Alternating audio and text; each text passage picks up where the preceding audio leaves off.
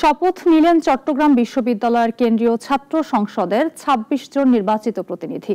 তাদের সঙ্গে ছিলেন হল ও হোস্টেল সংসদে নির্বাচিতরাও। শপথ গ্রহণের মধ্য দিয়ে প্রতিশ্রুতি বাস্তবায়নের যাত্রা শুরু হলো বলে জানিয়েছেন নেতারা। আরও জানাচ্ছেন একে আজাদ।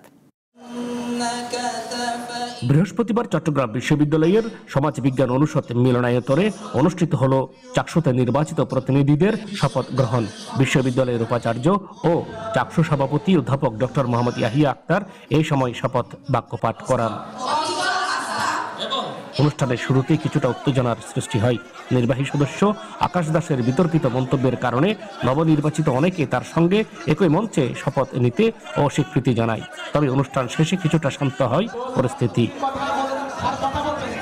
বুয়েটের এক শিক্ষার্থীর বিরুদ্ধে ধর্ষণের অভিযোগ নিয়ে ফেসবুকে নিজের আইডি থেকে পোস্ট করে সমালোচিত হওয়ার পর শপথে অনুপস্থিত ছিলেন আকাশ দাস। তিনি শিবির সমর্থিত প্যানেলের প্রার্থী ছিলেন।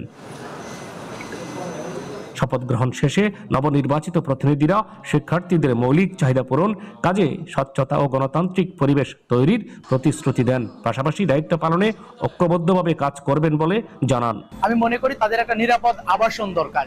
এরপর আমি মনে করি যে একটা স্বস্তিকর যাতায়াত ব্যবস্থা, যেহেতু ক্যাম্পাস শহর থেকে 22 কিলোমিটার দূরে, এই ক্যাম্পাসে যেন একটা স্বস্তিকর যাতায়াত ব্যবস্থা প্রতিষ্ঠিত হয়, এই জন্য আমরা কাজ করব। এবং ক্যাম্পাসের আশেপাশে এবং ক্যাম্পাসে যারা থাকে, সবচেয়ে বড় সংকটের জায়গা হলো পুষ্টিকর খাবার। আমরা এটা নিয়ে কাজ করব সর্বপ্রথম ইনশাআল্লাহ। যে প্রতিশ্রুতি আমরা ইশতেহারের মাধ্যমে দিয়েছিলাম যে চট্টগ্রাম বিশ্ববিদ্যালয়ের এই মৌলিক সমস্যাগুলো আমরা সমাধান করব। আমরা বলেছিলাম যে 1 বছরে আমরা 33টি কাজের সমাধান আমরা করব। সেই 33টি কাজের সমাধান আমরা যেদিন করতে পারবো সেদিনই হবে আমাদের প্রকৃত অর্থে বিজয়।